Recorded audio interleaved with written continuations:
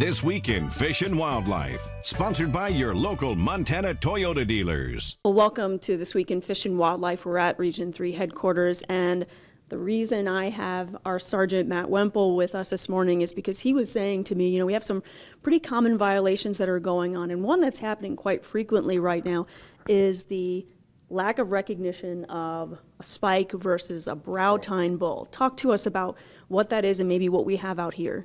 Sure. So basically we have regulations in different districts that talk about antler restrictions on elk that you can harvest. One of the most common ones we have is brow tine bull or antlerless only. Very, very few districts allow the harvest of a spike bull elk. And these horns right here would be what a spike bull elk looks like. One of the most common self-report violations we get every year is hunters harvesting a spike bull, realizing that it's not legal. The other problem is that a lot of times these spikes are harvested in situations where the hunter didn't intentionally mean to do that. They either didn't wait long enough to look at the antlers, see if it had brow tines or not, distinguish between a cow or a spike, or maybe the antlers were mixed in with tree branches, something of that nature, and they got a little hasty in pulling the trigger and realized only too late that they'd shot a spike bull.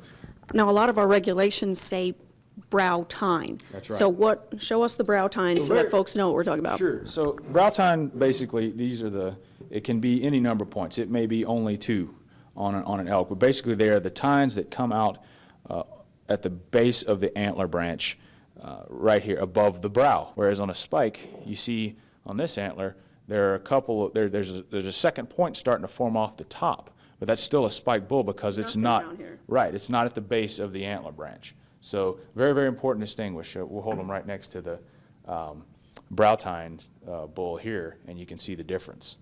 And so we always want to make sure that we're looking for that. A few of the other real common violations we get, trespassing, not having Yes. permission of a private landowner, for example. That's correct. So we have 2 different trespassing statutes in Montana. One's called criminal trespass. The other one is called hunting without landowner permission.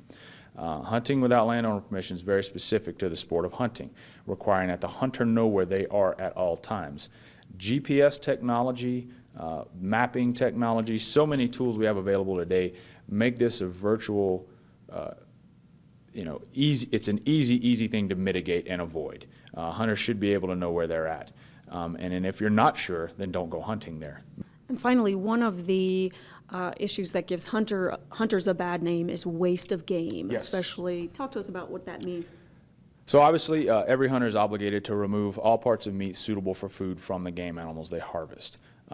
Antlers are not legally required to be taken out of the woods, even though most of us, that's one of the things we prize most, but the meat is first and foremost the part that you need to get out. That's the hindquarters, the front shoulders, the back straps, and loins, and on the quarters, it's everything above the hock, basically everything above the knee joint that is required to come out. We want people to take the time to get to know the regulations. We're always here answering a ton of questions, so feel free to stop by and ask if you're unsure. That's This Week in Fish and Wildlife.